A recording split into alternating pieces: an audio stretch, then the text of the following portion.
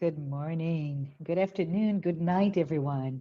Thank you so much for joining the Spiritist Talk series that is promoted weekly by the United States Spiritist Federation every Saturday morning at 11 a.m. Eastern Time. Today, I'm really happy to be here and host a very special talk.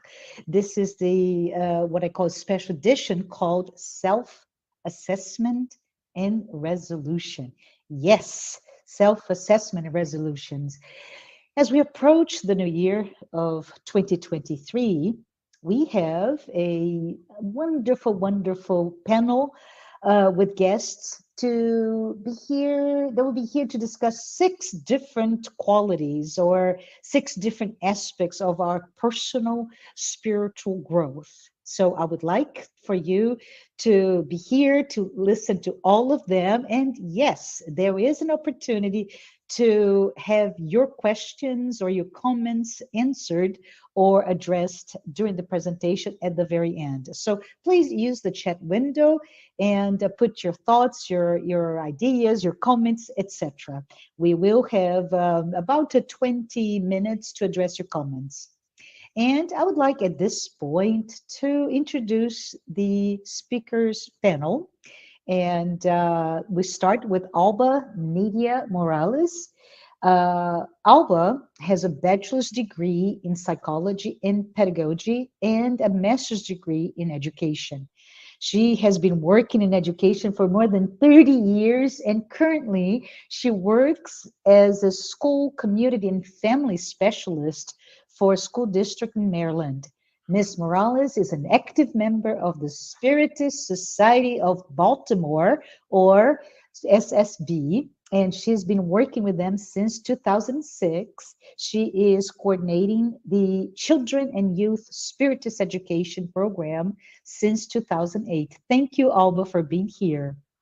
Next, I would like to introduce Andrea Marshall Neto. I'm sorry. Hi, Andrea.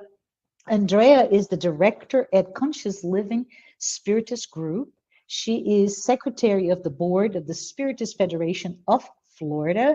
She is also a managing director of Leal Publisher, that is the affiliated branch of Leal Livraria in Brazil, in the translation and dissemination of Divaldo Franco's Spiritist books. She's also a FEB publisher. She's working for both Leal Publisher and FEB Publisher, which is also an affiliated branch of the Brazilian Spiritist Federation's publisher, with the goal of also disseminating the Spiritist titles in English.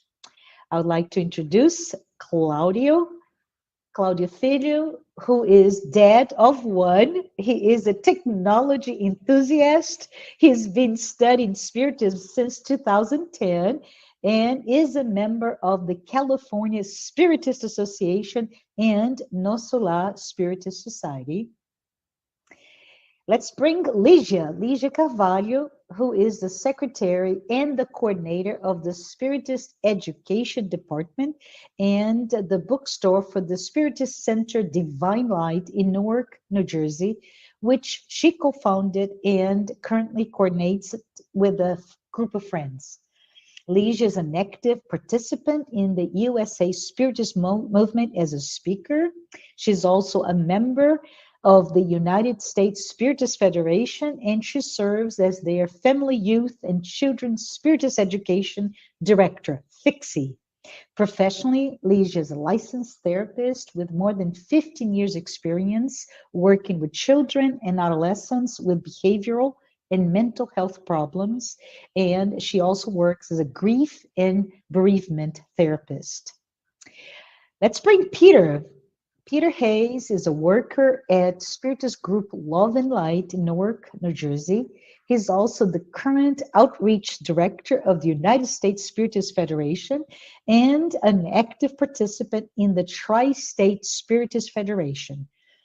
Peter has published several children's books, love them by the way, with his wife, Betty Rosen, through their company Sem Fronteiras Press, and also with other publishers in Brazil, Colombia, and the US. He has a very long background, extensive background in theater, and he holds an MFA in dramatic writing from New York University. Currently, he works in commercial real estate. Finally, let's bring Sonia Doi. Dr. Doi is currently occupying the positions, plural, of President of the Allan Kardec Spiritist Society of Maryland, the U.S. Spiritist Medical Association, and the International Spiritist Medical Association. She graduated medicine by the University of São Paulo, Brazil, and has a specialization in endocrinology. I want to thank you, my dear friends, my esteemed panel members, and the organizations they represent. I would like to go ahead and thank everybody who's here today watching this live broadcast, and want to give together with them a very, very warm welcome to all. It is so good to have you here discussing self-assessment and resolutions. And I am sure you're as eager as I am to hear from them. So let's go ahead and get started. I am going to ask Alba Morales, representing the Spiritist Society of Baltimore, to start our panel discussion today with her topic, patience. Thank you everyone. If you see a little tiny face there, it's my grandchild. This is life. So, okay. Thank you, dear. I'm going to share my screen. Hold on a second. Give me a second. We practice everything, but now a little one is here. Okay.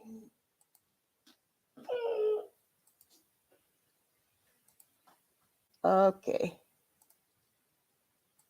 Here we go. Patience. So let me practice patience for a minute. Okay, he's gone. Imagine someone gives you the seed of a tree. Imagine that you plant this seed and you're watering the seed every single day. You put all your love, all your effort, all your care, just to see that seed blossom. A year passed and nothing is coming out from the ground. You're wondering, maybe it needs more care. So you continue doing the same, watering the seed for a second year. Nothing is growing. For a third year, nothing is growing. Hold on a second. Baby, I can't help you. And for the third year, and nothing is coming out from the ground. By the fourth year, you are questioning yourself, what is going on? However, although you're still tired, you continue giving care to the seed, watering the seed, and with the hope that one day it will grow. 4 years pass, and you start thinking that all your efforts are not making any sense. By the 5th year, in 6 weeks, a beautiful bamboo tree blossoms, and it grows 8 foot tall. And you are amazed. In China, there is this type of bamboo that you need to water for 5 consecutive years, every single day, until it blossoms. In the 5th year, in 6 weeks, it grows immensely. And this is a story by Rahanath Swami, which is a Hinduist monk. That's how we start taking this subject of patience today. What it is patience? What is it? So we went to the dictionary, And it's come from the word patientia, that means to suffer or endure. And in the same Oxford Dictionary, they say that is the capacity to accept or tolerate delay, trouble, or suffering without getting angry or upset. Paciencia, suffer and endure, and the capacity to accept whatever it comes to our lives. 1 year of watering the seed, 2 years of watering the seed, without getting angry, upset, or without losing hope. Patience is helping us in our day-to-day lives to obtain things that we set for ourselves, like to get into the goals that we set for ourselves. However, and currently in nowadays, right, there is something, a great force that is opposite to patience. And we see this in all of us, especially in the new generations, in the old spirits that are reincarnating as a little kids or children, and it is instant gratification. We want that food now, and we have an app and we get it. Or we want this other gadget. Or we want, and everything is in our fingertips, and we get it. We get it. Instant gratification. According with the same dictionary, instant gratification is a term that refers to the temptation and resulting tendency to forego a future benefit in order to obtain a less rewarding but more immediate benefit.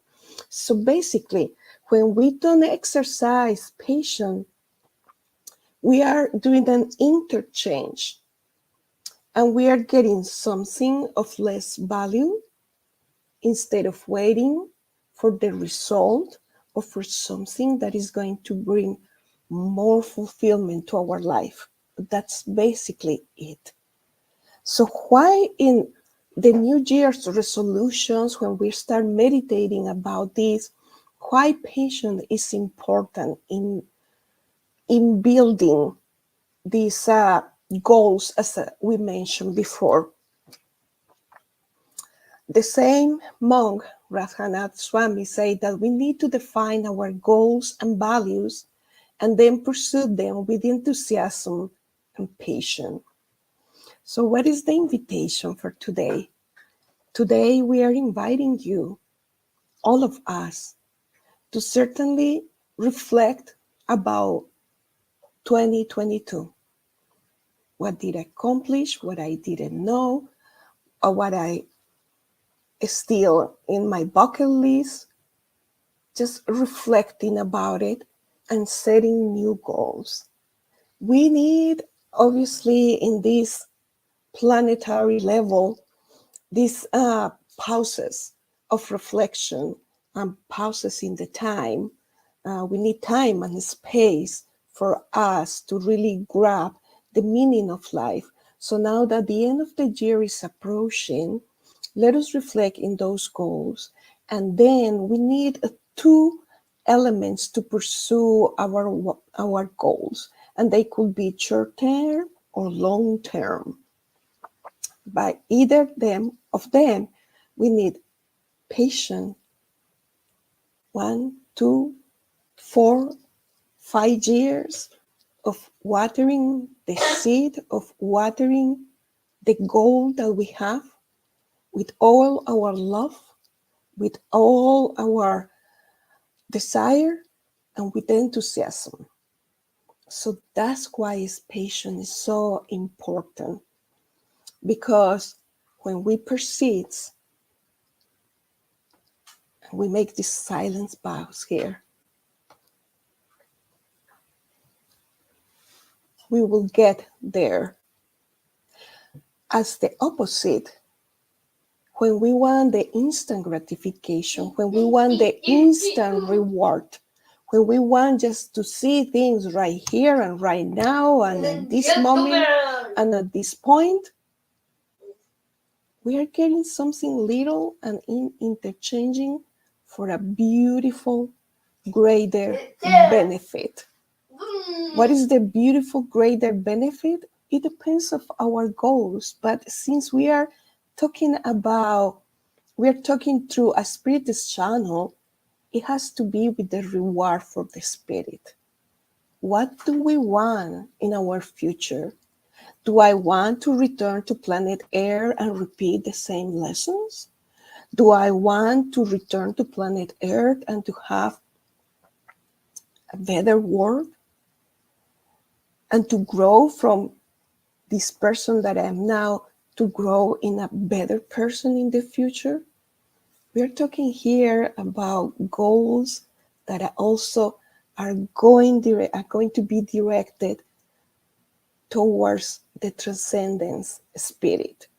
It's not only goals for 2023, and it's not only patience and hard work and enthusiasm for this year that is ahead or this lifetime, but also as spirits. Our destiny is to be truly happy. How can we get that happiness? We need to start exercising now. And another phase of patience, we find it in the Gospel according to Spiritism, in chapter 9, in which the spirits say patience is too a form of charity. Charity towards ourselves and charity towards others. And they say the charity that consists in giving alms to the poor is the easiest of all charities. There is another kind, forgiving those whom God placed on our path to be instruments of our suffering and to put our patience to test. And here we say, the bar is too high. The bar is too high. Because patience is not only to get us, to help us to get the goals, the wants, the projects that we have, right? Patience with ourselves when we get ill, when we know the theory but not the practice.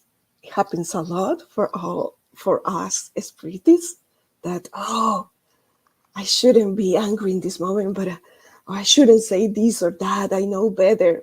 Patient. We are learning. We are a work in progress. Patient with ourselves, but especially exercising charity and patience to the ones that are around us, the ones that God placed in our path as an instruments of suffering. Instruments of suffering. And we know that suffering and pain and the obstacles and the tests that we have in life, they are a necessity. We need them to learn. Sometimes we request them before we were born, when we were planning our reincarnation, when we were doing our reincarnatory plan. And most important of all, if we want to be a truly happy, joyful spirit, we need to acquire so many virtues that we're going to see some of them here in this presentation today. Patience is one of them. So we're thinking, how can I acquire patience? I have a short temper. I really don't tolerate this and that. Oh, okay, God, the universe, the immense love of the universe is saying, my dear, my son, my child, my daughter, here I'm going to place you with these family members. Oh, here I'm going to place you with these classmates, or with this working group. I'm going to place you in this community. And not everybody over there is a test for our patient. Obviously, it will be very unfair. But the ones that are closest to us, are the more challenging ones, right? Like we truly need to embrace charity and to think what I would like for others to do if I were in that position. The golden rule, do unto others what you want others to do unto you. And then is when we start exercising patience. 1 year, 3 years, 6 years, 600 years, eternity. So that's why patience is so important in our New Year resolutions and in general in our life. It helps us to acquire our goals. We need persistence and enthusiasm to go along with patience, but also it helps us to understand ourselves better, to take care of ourselves better, but most of all, to tolerate, to forgive those around us. We would like to see what Joanna de Angelis, in her book Happy Life, in chapter 4, she says about patience. Patience is a virtue that will help you acquire physical, spiritual, and social assets. We see it when we set our goals. It teaches us how to wait when we cannot have what we want right away. Teaches how to wait. How to wait, because we will get it eventually at some point. Never become impatient. Patience will help you overcome everything. And this is when what we see in the spiritual leaders, whatever is our spiritual leaders, in a temple, in a mosque, in a church, in the Spiritist movement, Hinduism, we see them, that all of them, they exercise patience. They're very serene, very composed. That is awesome. Yeah, that's so awesome, Alba.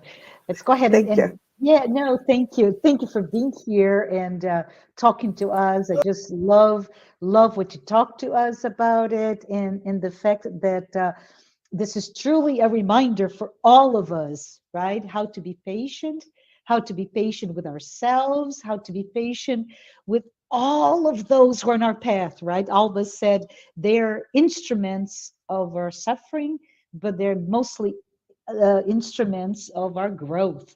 So thank you, Alba. And I would like now to ask Peter Hayes. And Peter, hi, Peter. Peter will be discussing humility. Woo, that's a tough one, Peter. Peter's talking to us from New Jersey, and he'll be representing the Tri-State Spiritist Federation. Peter, go ahead, take it away. Okay. So it is a pleasure to be here. Thank you for having me. What is humility, and what problems might we have when we lack humility? It's a good idea to put those two questions together, because one of the ways in which humility is defined is what it's not. For instance, humility is not proud or haughty. Humility is not arrogant or assertive. And since the opposite of humility is not being proud, for instance, it's a good idea to distinguish between healthy pride and unhealthy pride. Healthy pride is rooted in self-esteem and confidence, and it's essential. It's part of normal emotional development. In fact, you could say that have healthy pride, it is very much connected to humility, and that we should be able to, the people who have healthy pride tend to be people who are more calm, serene, and they're not afraid of the truth. They're not afraid of criticism, and they know who they are. In other words, people with healthy pride are grounded. But unhealthy pride is often linked to arrogance, And a lot of times people who have unhealthy pride don't necessarily know who they really are at their core, and they're not grounded. Often arrogance is overcompensating for security, or it expresses shame in some way. An unhealthy pride, aggressive behavior are connected to grandiosity, which is a recognized mental disorder that is connected to narcissism. People who are arrogant and narcissistic feel compelled to inflate their image to the world at large. They tend to resent criticism. They tend to be aggressive, and they manipulate other people when doing so suits their purposes. Often their interest in someone is directly proportional to what they can get out of that person. And when arrogant, narcissistic people are disappointed, well, they can easily feel angry and even depressed. All these attributes, the opposite of humility, create unhappiness and emotional emptiness.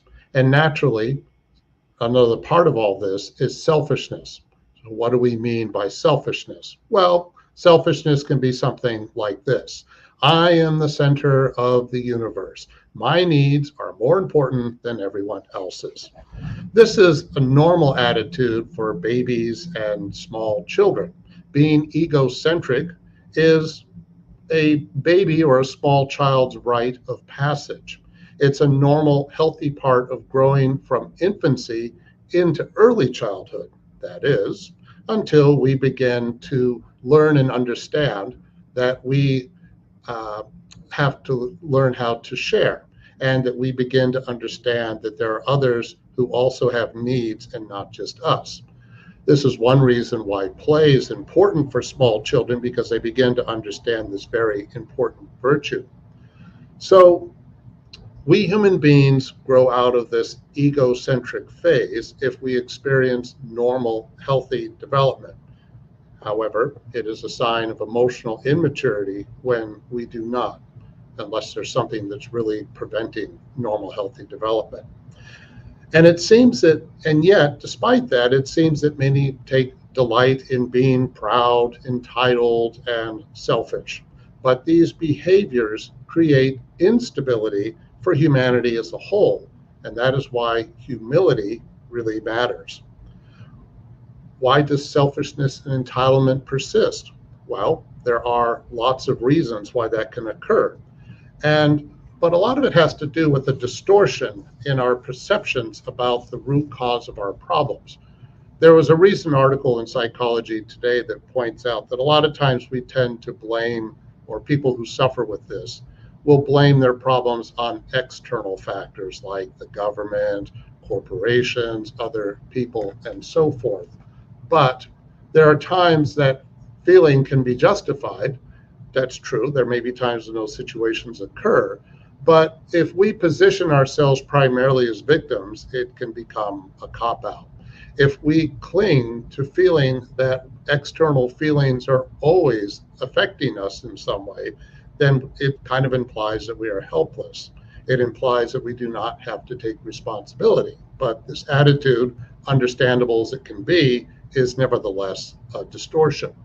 Even though we spiritists often emphasize that we are not victims, the desire to do so or act as if we are victims can be a sign of depression, and it can be also connected to feelings that we are no longer in control.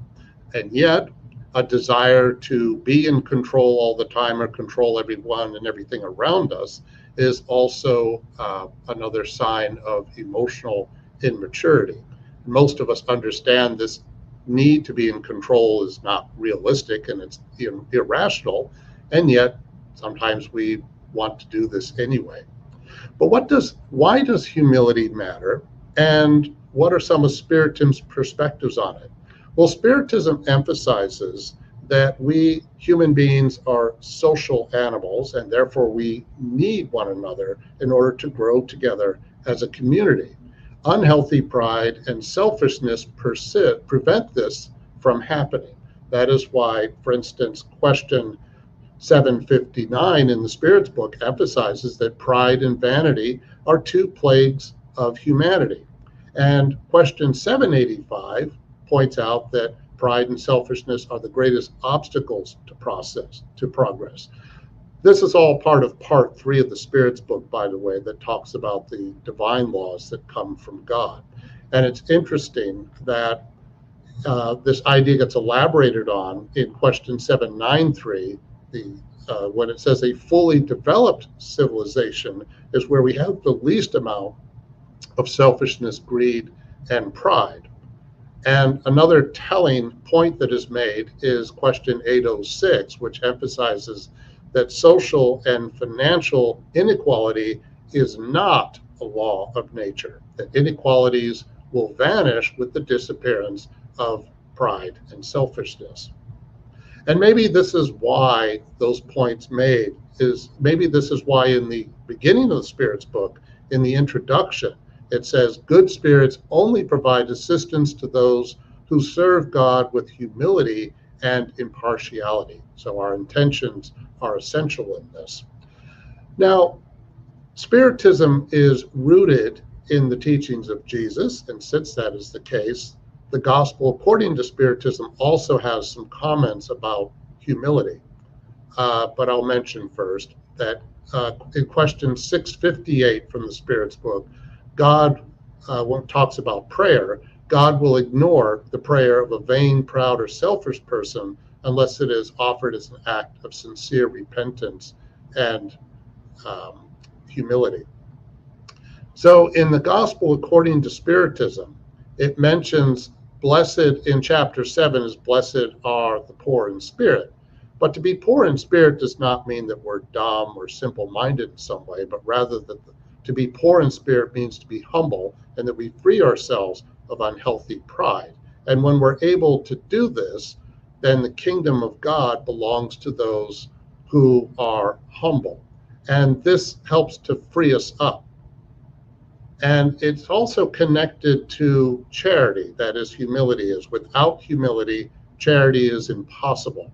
And this leads to the important maxim from Spiritism, without charity, there can be no salvation.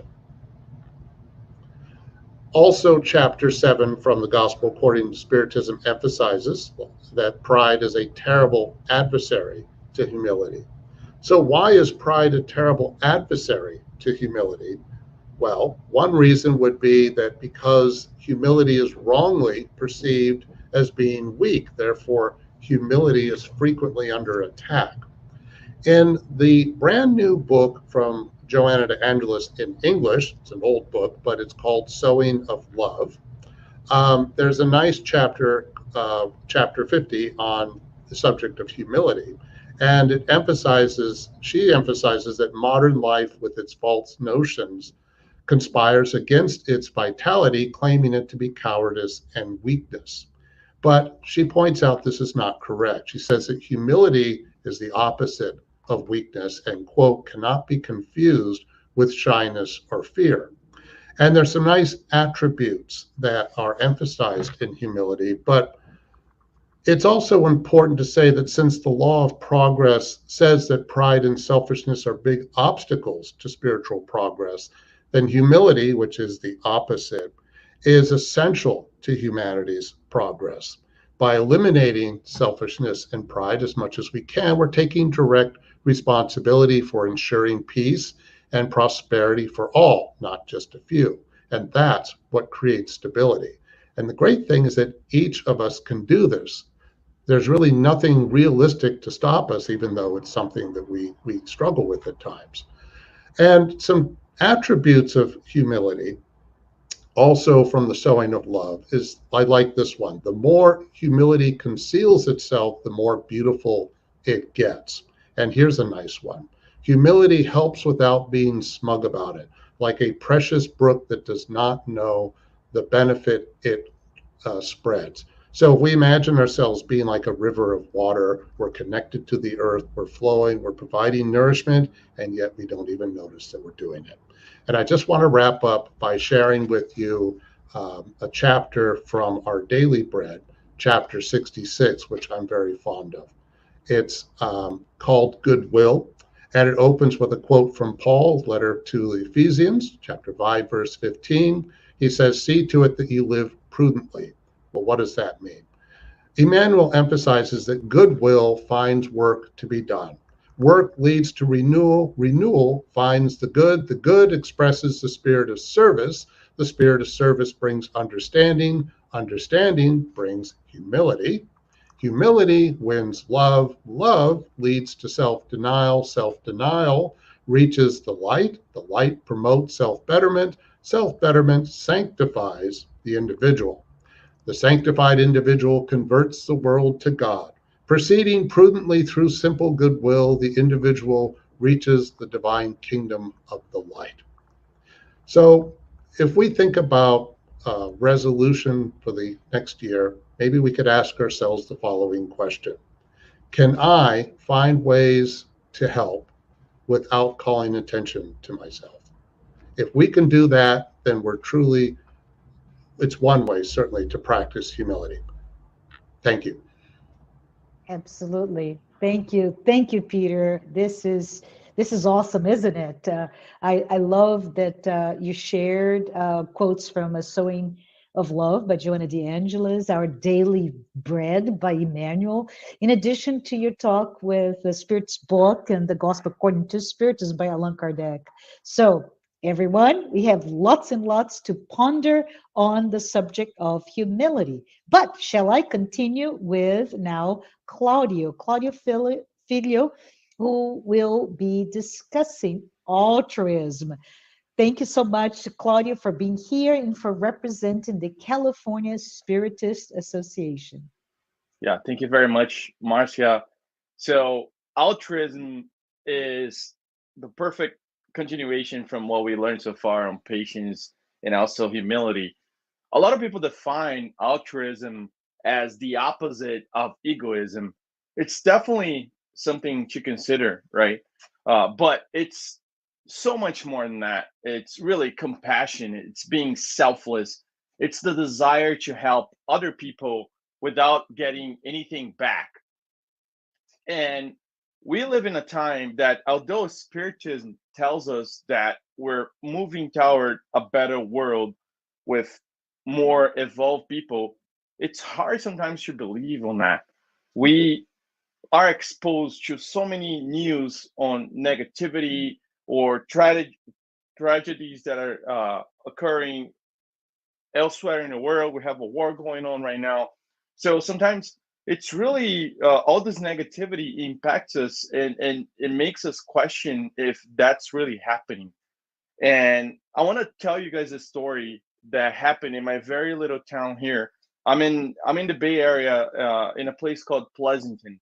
And although the Bay Area is known for the very chill weather, in July, this little town that I live on, Pleasanton, gets really hot. So it was July 10th of 2021, and this ultra marathon runner decided to take a run in the hills right back to me here. And like I said, it was a very, very hot day, 106 degrees that day, and he never made back home, right? So the outcome of the story wasn't great, but the commotion that happened that day was truly amazing. So unfortunately, 24 days later, they found his name was Philip Kreisig, and 24 days later, they found his body. One of the volunteers found his body under a tree. So he was a dad. He had 2 kids, and he also left a wife. So it was a very sad story. And he didn't grow up here in Pleasanton. He was actually from Berkeley, but he grew up someplace else. And I know his parents live here in town, but he didn't grow up here. So most of the people here in Pleasanton never heard about Philip Kreisig. And one of my very good friends, Dave Grove, he took the day off work. As soon as we heard that that was happening, that they were searching for him, a lot of people start to get together and find ways to help. So Dave took the day off work and took a really, really long hike that day. I think he hiked, if I'm not mistaken, 15 miles that day. So he started early in the morning and ended at the end of the day. And as Dave, a lot of other people did the same. And they got together, they put together a little page on Facebook and also a website with instructions in how to help. Some people brought coolers. People were bringing snacks and water for the volunteers. People really, really got together. And the craziest part was most people didn't know Philip or didn't know his family. They were just there to help. They were just there for the good of their souls. And that was the most beautiful part of it. Because again, they're they're nothing in return. They were just doing for the good of their heart. And some days we had more than 200 people searching for Philip. At one point, they started using an app where you can track. So a lot of runners and people that do outdoor activities, they use this app and they started tracking every single inch of all the trails in the park. And the park is huge, right? So, and they were comparing notes. And again, it was a beautiful thing that happened. Although the outcome, they finally found his body and brought peace to the family. Um, it was a truly beautiful thing that happened where the commotion of people trying to help a stranger that nobody knew who he was. It was the beauty of the story. And every day in our lives we have the opportunity to help someone. And a lot of people think, oh yeah, I can donate money. Yeah, donating money is a phenomenal thing. So if you don't have the time to give, but if you can donate money, and there are several ways to do that. There are even some websites that you can go and check which places you should donate your money to, because that will have the most impact. Like the Malaria Foundation in Africa, apparently is one of the ways where you can help most people in the world if you could donate there. But besides donating money, every single one of us can help. One way, maybe whenever you go to work and you notice someone is not doing well that day, be a listener.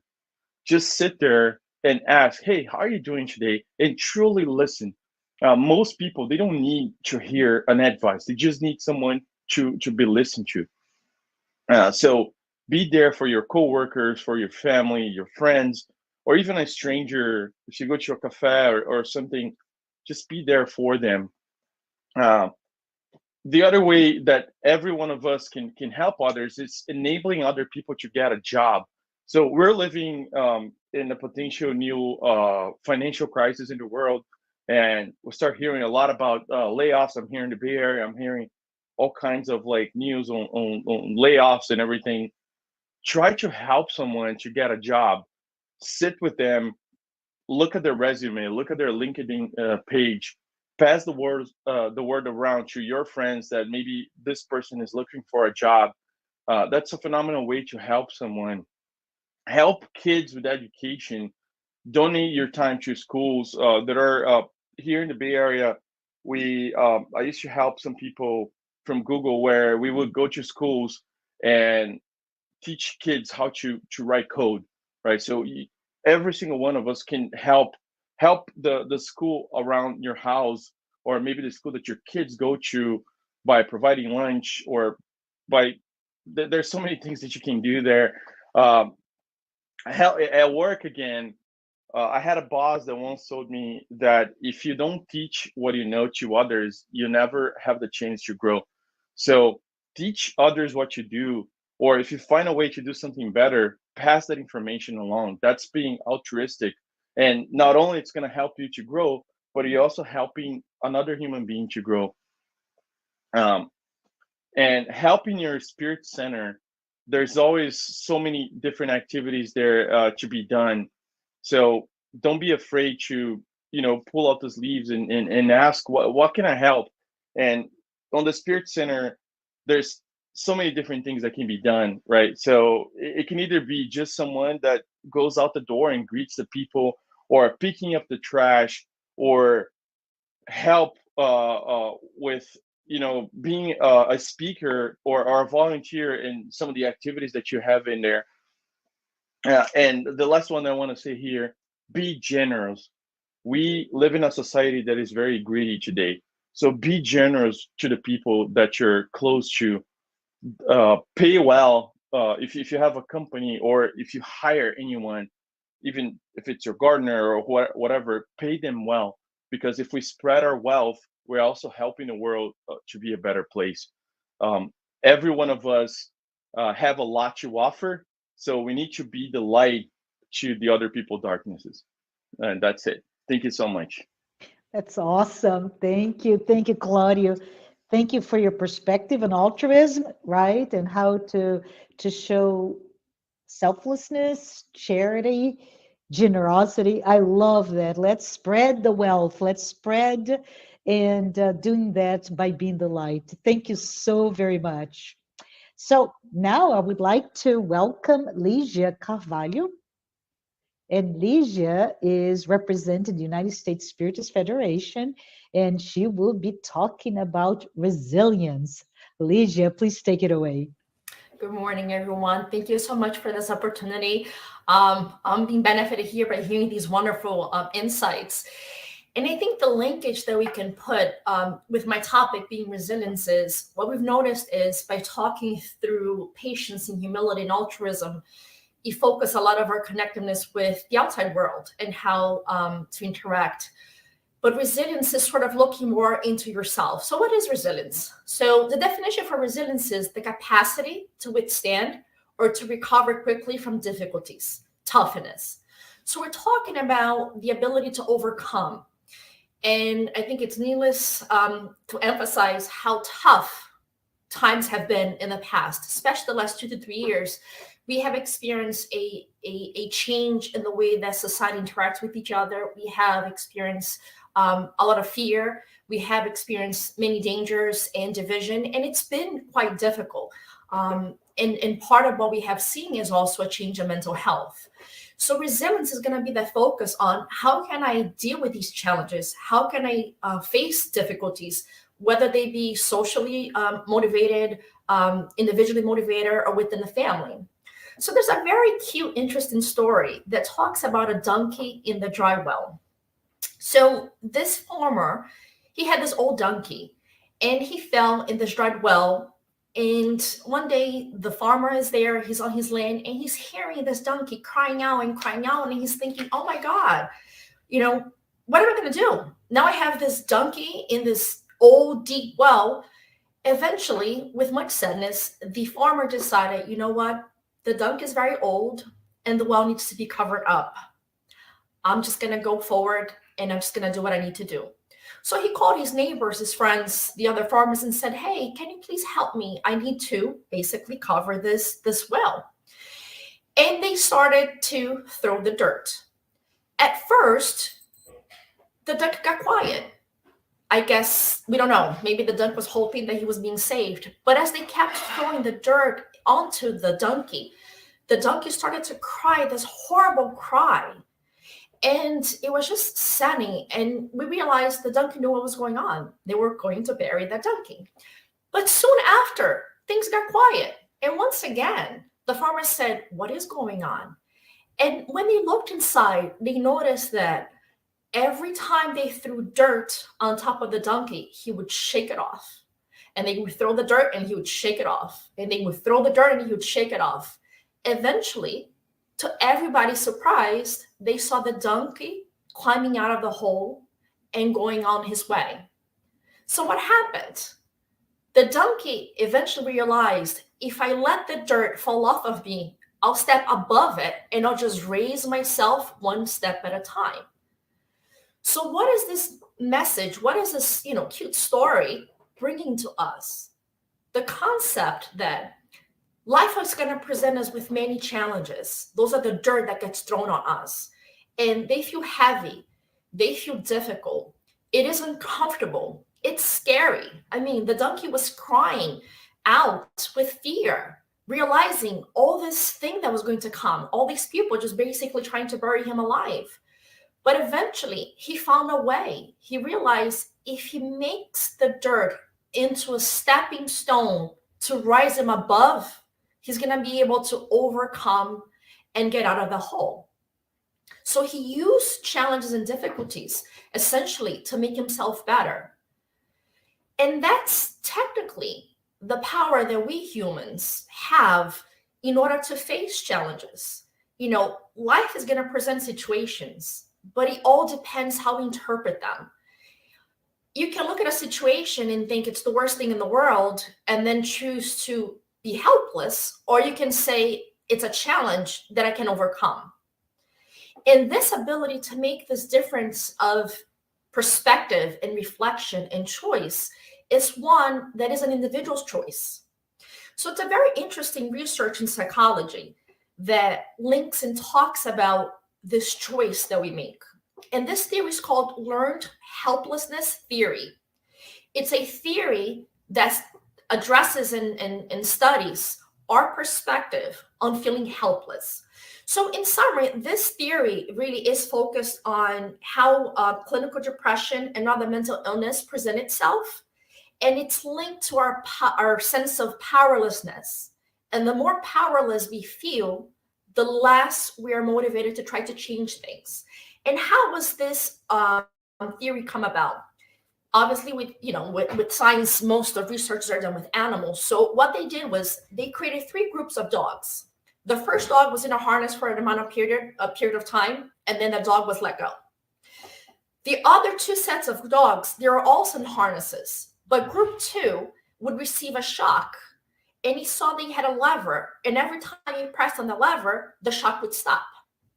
Group 3 was also receiving those shocks and also had the lever, but the lever didn't work. What the dogs in group 3 didn't know is his ability to receive or not receive shocks was actually controlled by group 2. So they did that, and after a while, they went and tested them on a second experiment. They put the same dogs in a box with shocks, and in order to avoid the shock, all they needed to do is jump out of the box. The first set of dogs, they were put in the box, they jumped all around. They weren't getting shocks. The second group of animals, as soon as they were put in the box and they received the shocks, they immediately jump out of the box. The third group of dogs, they were put in the box, they received the shocks, and they lay there whimpering and crying, not even trying to step away. And that experiment has been repeated several times. And then what they did was they wanted to kind of rule out, is this going to be the permanent situation where these dogs are not going to try to ever overcome this? So there's many details to the experiment, but just simplifying it. After a while, they did the experiment again with the boxes. And once again, group 1, jump out of the box right away. Group 2, jump out of the box right away. But group 3, what they saw is now that time had lapsed, 1/3 of the animals, the ones that had learned before that they have no control with the lever, that they had no ability to make those shocks stopped, 1/3 of them actually this time, after some time had lapsed, they did jump out of the box, and 2/3 stayed. And that quality, when they're trying to parallel to human beings, they have termed as optimism. And I'll link that to resilience, where they saw there was another alternative than to the permanent situation that they had been. So they have figured out that sometimes we as individuals and animals as well, when we have experienced a situation of trauma or difficulty, or what we perceive to be powerlessness, we create this generalized concept that things are the way they are and we can't change it. And we start developing this perceived notion that life has no control. I have no control over life, and therefore we don't try to change it. And therefore we cannot, be successful in utilizing our power for resilience. And it's interesting because we see that it's not true. We do have power. But the thing is, we need to understand how power works and how it's applied in our daily life. So that's where Spiritism with the Promised Consoler is such a beautiful philosophy and religion, because it helps us to understand through these concepts. And if you study chapter 19 of the Gospel According to Spiritism, it talks about faith And that's the terminology that we can utilize to understand the concept of resilience. So what is faith? Faith is the confidence we have in the realization of something and the certainty of attaining a specific end. Through the gospel according to Spiritism, we understand that our belief that we have the ability to realize and achieve something makes it come true. And he goes a little further, he says, confidence in one's own strength gives man the capacity to carry out material things which he would not be able to do if he doubted himself. Think about challenges that you have overcome in your life. And I think that's where a lot of times, through the Spiritist philosophy, where we understand the concept of reincarnation and we understand the concept of the law of cause and effect, we know that there are things that happens in our lives to bring some teaching, to give us an opportunity exactly to do that, to show resilience and to overcome. So when you study the Spiritism and philosophy, you come to understand these concepts, and that's where you see where your power to make a change lies. And that although you're facing a challenge, you are not just simply, a recipient of the situation. You are having control, and you have the ability to change that. So it goes even further in that chapter, and it says, robust faith gives perseverance, energy, and resources which allow us to overcome obstacles, be they large or small. And he also says the power of faith can be demonstrated in a direct and special manner in magnetic action. So let's think about that donkey. That donkey, he could have chosen to think, they're going to try to kill me. They're going to try to just, they're throwing dirt. And they were. But he changed the meaning of that dirt. He changed the meaning of their action. He recontextualized what that meant in his life. They were thinking, we're going to, let you go, close the hole. And he's thinking, I'm going to make it my stepping stone to save my life. So yes, things and people will present things to you. It's like when Alba talked about patience, family, friends, they come to test our ability so that we can show resilience and overcome. So we can attract this magnetic action. We can attract these resources. We can attract these opportunities by having faith in ourselves, having faith in God. And this faith can be strengthened by understanding, by studying the Spiritism doctrine. When you open up the Gospel according to Spiritism, right in the introduction, not even in the introduction, just in the opening page, it says, unshakable faith is only the kind that can face to face with reason all human ethics. So faith is not blind, like some have believed in the past. Faith has to be rational. It has to be intelligent. And the Spiritist doctrine teaches us that. So I strongly recommend study the Spirit's book, study the Gospel, so many of the other books shared in the other lectures, so that we can understand where our power to make a change within ourselves and our world lies. Sincere faith is gripping and contagious. It communicates itself to those who have none or who do not even desire it. So if you feel too weak, too tired, too oppressed to find any strength within yourself, instead of isolating, instead of letting yourself cave into your anxiety and your depression and the emotional challenges and turmoils that we are all experiencing, reach out.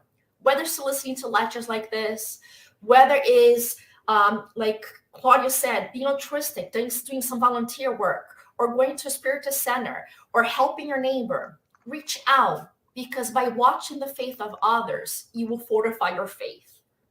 But most importantly, there's this really cute story as well that it helps us to realize this need to change our concept of how we view the world. So talks, there was this elderly couple, right? And every morning they said to have breakfast, and the elderly woman would complain about the neighbor. Look at her. She doesn't know how to clean her, her clothing. She washes her sheets and she hangs them outside to dry, but they're all stained. And then the next morning, look at her again. Somebody needs to teach her how to do this. They're supposed to be white and all stained. And every morning was the same criticism. One morning, the elderly husband had woken up a little earlier. She thought that was weird, but you know what? They were sitting for breakfast, and all of a sudden she had some revelations. It's like, look, honey, somebody taught that lady how to wash her sheets. She has finally learned to clean them. They're sparkly white. They're bright out in the sun. He, in a little annoyed sense, he looks at her and he says, honey, she did not learn to wash her clothing and her sheets. This morning when I got up earlier, I washed our windows. So the perspective is that in this funny, perspective is, let's clean our way of looking at the world. Let's cleanse our perspectives, our emotions. Let's seek to be more loving for ourselves and others. And when we realize we don't have to be so defensive or so scared or so criticizing of ourselves and others, and we can be brothers and sisters, we can find the means to have a more powerful, a more life-oriented, a purposeful way of living that allows us to overcome all challenges. Thank you, and may you all have a wonderful holiday season. That is awesome. That is awesome. Thank you. Love your stories, Ligia. And what a great discussion, right? How resilience is a testimony of how we're not powerless. And I also love your connection between resilience and faith. But we need to proceed. So let's go ahead and call Dr. Sonia Doi, who is here, representing the U.S. Spiritist Medical Association and the International Spiritist Medical Association.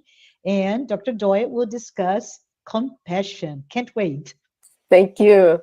Thank you for the opportunity for being part of this beautiful panel.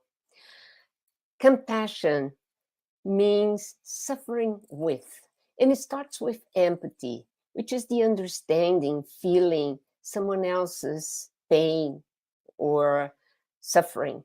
But it requires action to help alleviate suffering. For some reason, it's not advancing.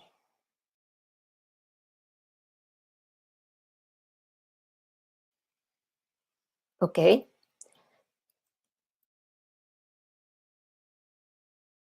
Sorry, my slides are not advancing.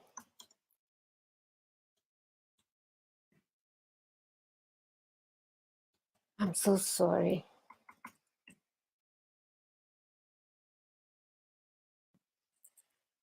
Can somebody help me to advance my slides, João? Hi. Sorry, you're experiencing some difficulties. I'm going to ask João, who's in the background, to see if it worked when we tested, but now for some reason it's not going. Sorry. Yes. So I will need for you to download to the stream or send to him directly. Sonia, in the meantime, why don't you use without, can you do this without the slides? Let me go. Yeah, but let me go quickly here. Sure. Into... Can we do a change of order?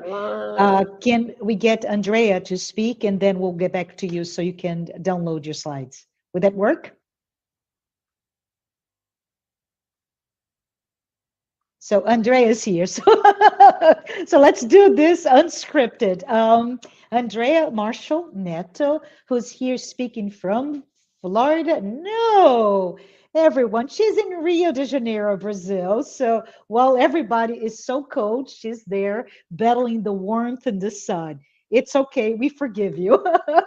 Andrea is representing the Spiritist Federation of Florida, and she will be discussing mindfulness. So while we do this, Andrea, thank you for speaking, and we'll talk to Dr. Doi afterwards. Thank you. Okay, Marcia, good afternoon, good evening, good morning, everyone, depending on where you might be watching and when you might be watching these series of short presentations on all these amazing topics related to the upcoming new year and this self-assessment that we are to do. And when we were invited to bring this topic about mindfulness, you know, I was like, wow, I never really thought about this aspect of self-assessment. I mean, usually we are thinking about the new year. Yes, we do some resolutions, but I wonder how many of us really have stopped to make a self-assessment, right?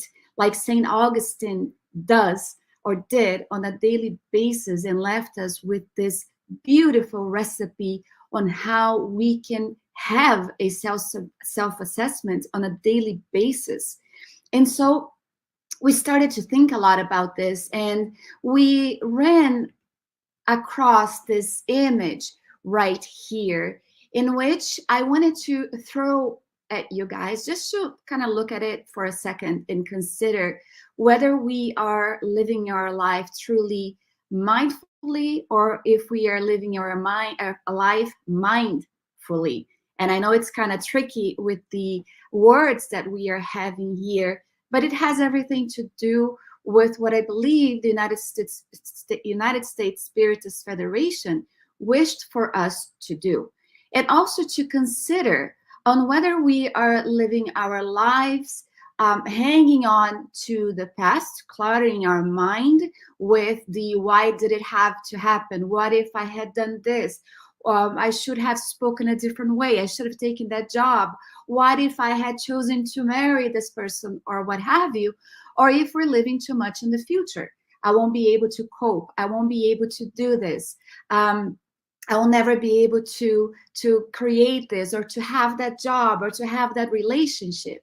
And so what we're going to find is this proposition, this suggestion that not only comes from this series of Talk Today with Spiritism, but also a lot of what we are seeing on social media, because mindfulness is a topic that is popping up here and there, whether we are on Instagram, whether we are on Facebook. We see even courses that are being given so that we can lead a life where we are in the here and now, quieting down that clutter of thoughts, that clutter of ideas that really takes over our minds, whether we are living in the past, whether we are living in the present, and consider the here and now. And so to open up, I wanted to begin with this phrase by Joanna de Angelis, in which she will state in the book Plenitude that we should choose our goals and our duties mindfully and pursue them only when proven legally and morally sound. And there is a reason for my madness to begin our discussion about this very impactful phrase that Joanna de Angelis brings us in telling us that we should pursue our goals, our duties, only when they have been proven legally and morally sound for our betterment, for our future life. Because we also understand that when we seek something that has to do with our joy and our happiness, often people will consider the immediate pleasures. They won't consider looking at oneself, making the self-assessment as a spirit that is an immortal one, that there will be implications for a future life. A lot of times we live our lives as if this is it in the here and now. And that's not exactly what we are proposing when we throw this slide right here in which we should be living in the here and now. So the description for mindfulness. Mindfulness is a full awareness of precisely what is happening in the present. So it is not about spending time considering the future too much, because according to scientific research, 80% of what we worry about doesn't even happen for our future. And mulling over what has happened in the past is not going to change anything.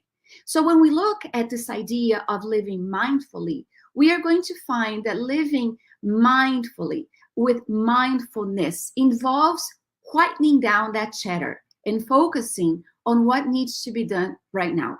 It is in concentrating on what is happening at the moment, without dwelling, without judging, without trying to change what has already happened. In other words, it's about not overthinking or overanalyzing. Who does that a lot? I'm going to raise my hand because I do. Or the opposite. It's not about banishing all thoughts either. And so when we were seeking for material to bring here today and trying to make an analogy between what researchers have found and make a correlation, a link with what Spiritism proposed, we also wanted to bring here that meditation and mindfulness is not the very same thing. A lot of people confuse this aspect about meditation and mindfulness, but unlike many forms of meditation, which actually involves clearing our mind, mindfulness means letting our thoughts come and go without rushing to figure out what they mean, right? So it's not a spiritist practice, but it is a spiritual one in which many people, even the psychotherapists in Spiritism, suggest that we do. When we talk about meditation, it actually also helps us in the mediumistic work that we have been trusted with and assigned at the Spiritist Center. But one of the things that we have to keep in mind is that we are not able to live mindfully all the time, right? I mean, this is a given. There is no way that we can do that. And what research will state is that mindfulness is at the same time a process, and it is also an outcome. Let's think about this. We were at the website for Women's Health today. It's a website, of course, Women's Health, but only because I have an account that I read on all of the articles that they bring, and there was one on the outcome process of living mindfully. And this is what they say. They say that living mindfully actually allows us to have a process and also an outcome of building headstrong habits. And this is what they say. It says that when we dwell too much in the past, or when we are dwelling too much on the future, instead of living in the present, instead of taking into account what is happening in the here and now, they state that we actually activate our sympathetic nervous system, which is that driving force behind the body's fight or flight response. And if I'm mistaken here, I'm glad that Dr. Sonia Doi is coming after me because she can correct me.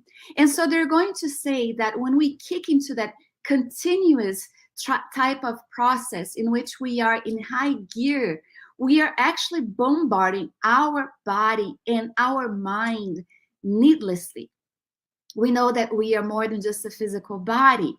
And so what the article is going to say is that in order to seek a healthy life, we know that we can't have a worry-free type of lifestyle because we are in a world of trials and expiations, or trials and atonements, depending on how you see the material that is proposed by Spiritism. We are transitioning to a world of regeneration. And of course, we are here because we still are the spirits that are deserving, or better yet, we are having an opportunity to rescue, to learn, to evolve, to progress ever more as the state of immortal spirit. But what they're going to say is that if we are able to dial down a little bit that constant state of being worried, that we are actually kicking in that gear of the fight or flight state that often we find ourselves in, we are able to flex. We are able to work out our parasympathetic nervous system, also known as the relaxation response, by being mindful. It's what they'll call the chill out effect that comes with significant brain bonuses for us. This is not to say with our teenagers, they say, chill out, mother, chill out, father. No, they're talking about accessing that which we have available, kicking into gear the parasympathetic nervous system so that we become relaxed, so that we become a little bit more chilled out before all of the vicissitudes and the issues that we face. People who practice, is that okay? I see you coming back, Marcia. Yes, you have a couple more minutes. Really? Yes. Wow. I'm so sorry. Time flies when we're having fun. Go ahead, Andrea. Okay, so I'm just going to cut everything that I was saying, and I'm just going to get to the main point. Joanna De Angelis is going to state to us that when we seek a goal to live mindfully, and pursue them only when it is proven legally moral and sound, she's going to talk about the aspect of free will. It is about choices. It is by using the tool of understanding how mindfulness works so that we can have a life that is full life. It's one of the latest books that she has.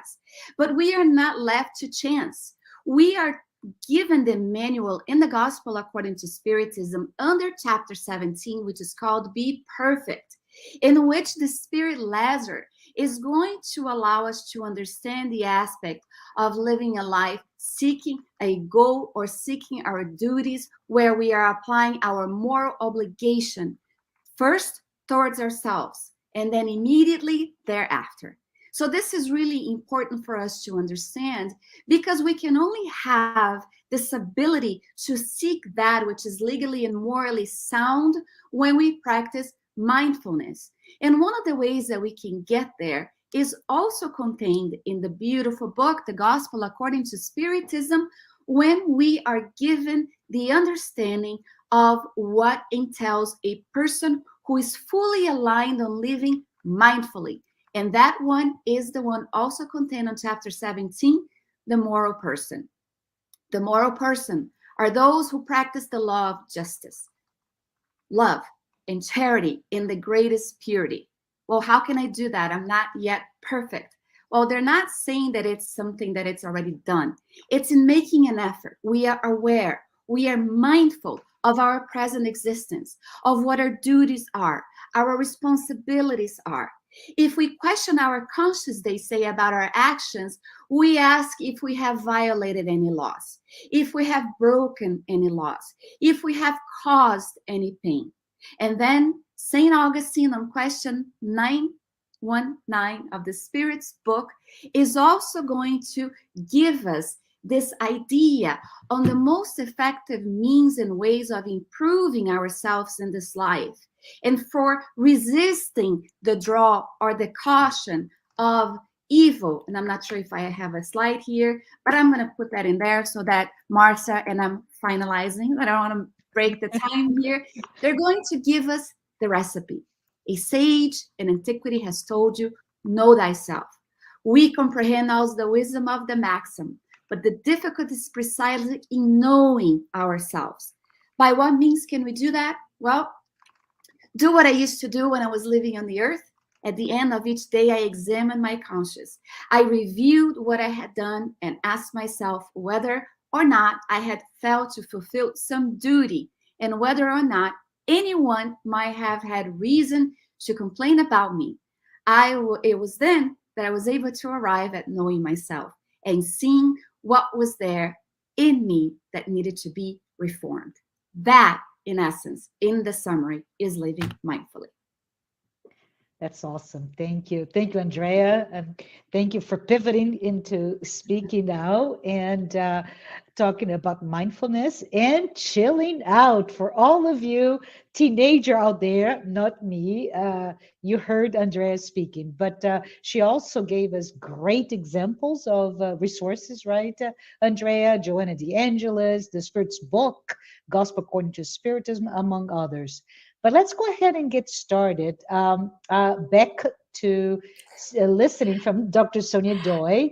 And that's okay, Sonia. I know those things happen, right? It's the weakest link in everything. Yeah, but I do hope, I really apologize, and I do hope it's working now. So yes, it's working. So, and I think that it was meant for me to talk less, because all these wonderful talks that preceded me are really meaningful when we talk about compassion.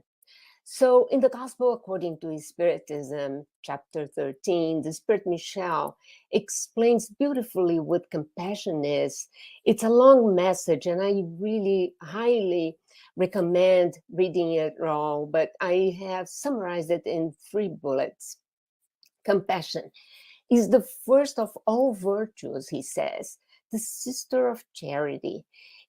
Compassion is the empathy that unfolds into charity, and it goes beyond the material needs by listening giving support and consolation, restoring hope, stimulating courage. He goes on to say, compassion deeply felt is love. Love is devotion, and devotion is being selfless. And continues, selflessness toward unfortunates is the greatest virtue, which has been so well exemplified by our Master Jesus. It's serving with humility. And Peter Hayes talked so much about humility beautifully, so I don't have to go on that.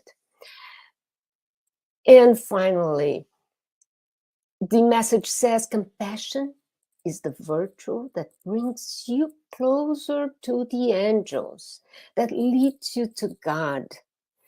Because to practice compassion, it's necessary to rid ourselves from our imperfections, to seek the development of virtues. And that means we are working ourselves in our inner transformation. And by practicing compassion, we accelerate our route, our path into perfection, into purification. And of course, that brings us closer to the higher spirits, to God. But also, as we practice compassion over and over, every time we feel the good spirits around us, if we are really practicing compassion with humility, with all the good virtues that's necessary. The Spirit Joana de Angelis, through the mediumship of Divaldo Franco, in a book that I don't believe has been translated yet to English, brings another aspect of compassion and reminds us of the benefits to the person practicing compassion. So it's not just we being the doers, but we also receive. We also have the benefit. And she says the simple desire to assist others provides physical and mental well-being. Well, I will not be me if I don't bring at least one word of science here. And I would say that what Joana de Angelis states here has been demonstrated in several studies, scientific studies, showing that when we do charity, when we help others, when we come out of ourselves to help others, we actually have a change in the neurohormone profile. And that gives us a sense of reward, gives us a sense of well-being. And she says, by practicing compassion, we learn to subdue our moral flaws and imperfections, helps to clean our minds from negative emotions and sentiments. And that really is a powerful resource. And Joana keeps on saying, whether or not the assisted person values, recognizes, or even identifies the benefit of compassion is not important. The essential is experiencing the feeling of edification, the joy of accomplishment, even if it's small. And she says practicing compassion gives meaning to life. How many times we hear people saying that they're feeling empty, that they are looking for meaning, for purpose in life? Well, that's one resource, practice compassion. And Joana de Angelis also comes to remind us that we ourselves need compassion. We need to be compassionate about ourselves. And she says, expand compassion to your neighbor, to the world, and be compassionate to yourself. your limitations and shortcomings. So we are not perfect, as we have heard so many times today, and we are constantly being reminded that yes, we have flaws, we have limitations, we have so many things that we have to improve, and we have to be compassionate to ourselves, because we are still in the path of perfection. And here are just some suggestions that we can do to work on self-compassion. We need to accept that we are not perfect, but we are in the journey to perfection. Reflect upon your sentiments and emotions. We need to identify the source of distress, the source of imperfection in ourselves, so that we can work towards it, and we can be forgiven to ourselves. We need to apologize if we have offended anyone, before this becomes guilt that solidifies in our hearts. And if there's guilt, there's any sentiment of guilt inside of us, we need to transform that sentiment into self-forgiveness. And above all, we need to love ourselves. If we don't work in our self-compassion, we cannot work on being compassionate to others. We need to love our neighbor as we love ourselves. And is the Spirit Emmanuel, through Francisco Xavier, again in a book that I believe has not been translated to English, that leads us into reflecting on our own need for compassion. And he says, do not feel proud for helping others, because so very often you are the one in need of compassion. So let's ponder about that. And we should appreciate the compassion that we receive from others, our family members, our co-workers, people that we interact every day. When we are impatient, intolerant, arrogant, and they are compassionate to us. We need to appreciate the consistent support of benefactor spirits that are compassionate to us, even when we are ungrateful. We need to remember the friendship and comfort received when we ourselves are facing difficult times. And we need to appreciate the forgiveness of those who have hurt us. So, the Spirit Emmanuel recommends be compassionate, especially to those who have offended or harmed you. We know that it's much easier to be compassionate to people that are friends, people that we care about, people that we have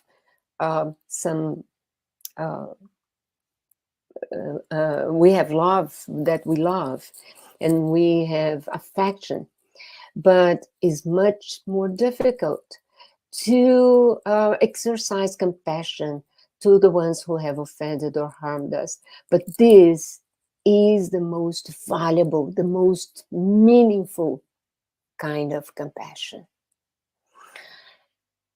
And Emmanuel ends by reminding us that we all, with no exception, need God's compassion. So we need to be compassionate to others so that God can be compassionate to us. And after we think about all this, after we reflect, we can do our self-assessment, asking how compassionate have I been to myself And how compassionate have I been to others? And then we can go to the second step, making our resolution, planning the strategy to improve self-compassion and to expand compassion to others. So that's part of our New Year's resolution. Thank you very much. I love it. I love that we are doing a business plan and a strategy for 2023.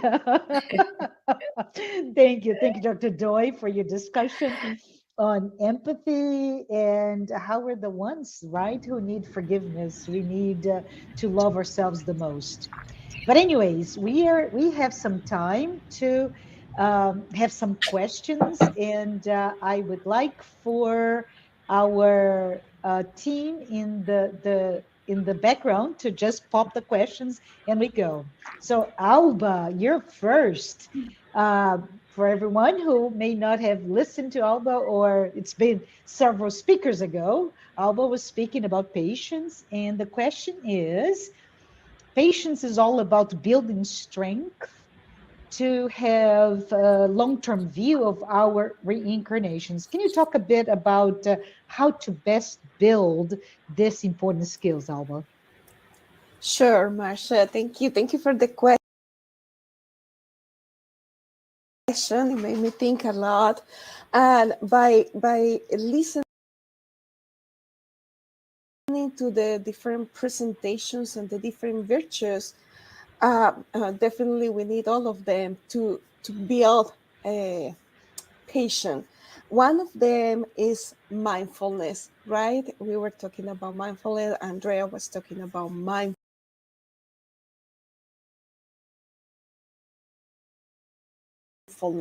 So living in the right here, in the right now, and breathing the present is going to help us to think that these too shall pass.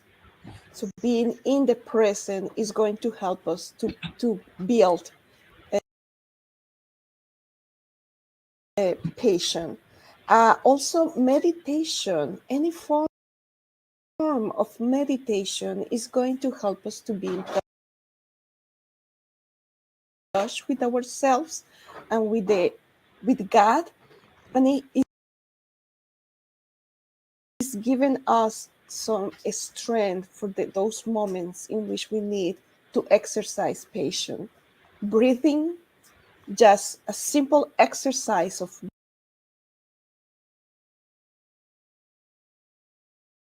breathing 3 times, it helps us to think before we lose our temper, right? Andrea Luis, also in the book No Solar, he recommends, it's not Andrea Luis, but he shows that he recommends to drink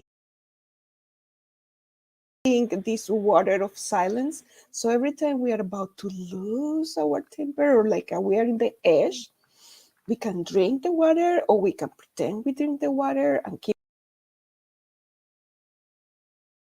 it in our mouth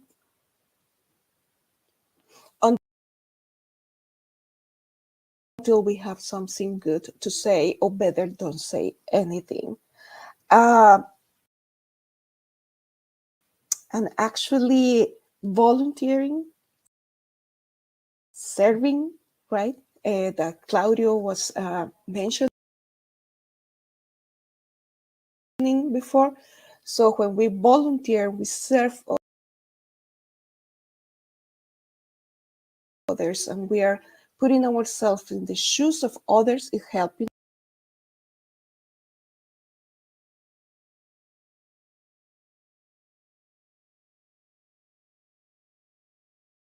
us and being compassionate, as Sonia mentioned.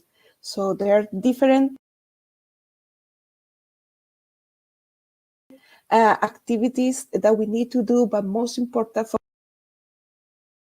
of all, let us practice and practice and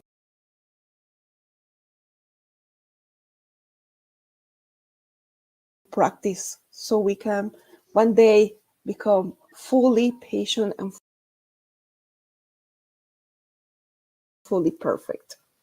Awesome. Thank you. Thank you, Alba. Let's see what's next.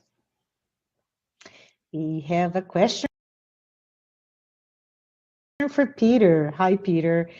Peter, in the Gospel according to Spiritism, we're told that it is not possible to be charitable if we're not humble. I think you referenced that. Can you discuss what does that mean to us?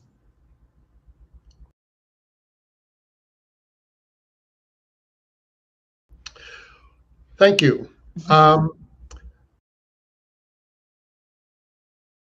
think what it means is it has to do with our intentions towards charity. In other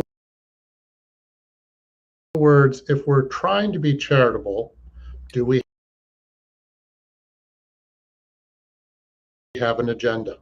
If our agenda is, I want everyone to admire how wonderful I am for being charitable, then my intentions are more attached to accolades and praise rather than doing charity for charity's sake. When we engage in charity for charity's sake, we're not keeping score, we're not thinking about the consequences down the road. We just are in the moment and we are helping others, and that's basically it. I mean, everybody likes to receive some kind of accolade or praise. It sometimes, right? It makes us feel better. That's normal. But if we're attached to it, then it can get us into trouble. Buddhism often talks a lot about freeing ourselves of attachments, and one of those can be emotional attachment. And so once again, if I, for instance, am attached to needing validation from others every time I do something in the name of charity, then I've got a problem. So I need to work on freeing myself of the need to receive some kind of validation. That's awesome. Thank you. Thank you, Peter. Let's see if we have another question. All right. This one goes for Claudio. Claudio, in your opinion, is altruism growing in our highly individualistic, competitive Western society? If so, what is contributing to that? I thank you very much for the question. Yeah, it definitely is growing, and like I mentioned on the speech there, we are surrounded by an era of where information is available everywhere, and we tend to look more for negative news. And there's even a research that was done where they would put like positive news and negative news, and then most people were drawn to the negative news, right? So we live in an era where news can flow everywhere, every time. So we tend to see only the negativity and the worst part of it. But if you look at the numbers and trends in things like how many children are dying per year compared to maybe 30, 40 years ago, and then there are so many different aspects of that really show how humanity in general is progressing towards a more elevated society. It's just there. Yeah, you just need to look for that data because it's not easy to find. But overall, the society is growing to become a more evolved society, and part of that is the altruism part. I do think people are getting more altruistic. My wife is a teacher, and she teaches high school, and she tells me some wonderful things that those kids do that back in my day when I was in high school, it was completely different. So I do see a lot of good in the new generations, and if we look for the positive data and the positive growth, we'll find it. Awesome. Thank you, Claudio. It's awesome, right? Data is available, so we can always research how we're getting better. But let's not forget, according to the law of progress, right? There is no going back. We are getting better. So good stuff. Let's see what we have next. Ligia, this question is for you. And the audience said that it was amazing discussion on resiliency and the learned helplessness theory, right? How can Spiritism help us better understand our feelings of power, resilience, and optimism while we face challenges in our lives? Yes, I think one of the first things is realizing that something that is difficult is not necessarily bad.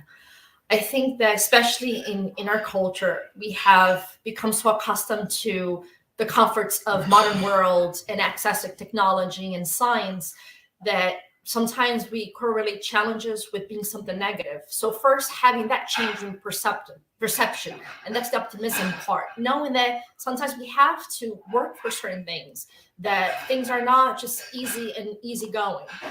And I think the other point about power and resilience is better understanding Spiritism, like I mentioned when we talk about the law of cause and effect. Situations will happen whether we want to or not. I mean, that part is part of the evolutionary process.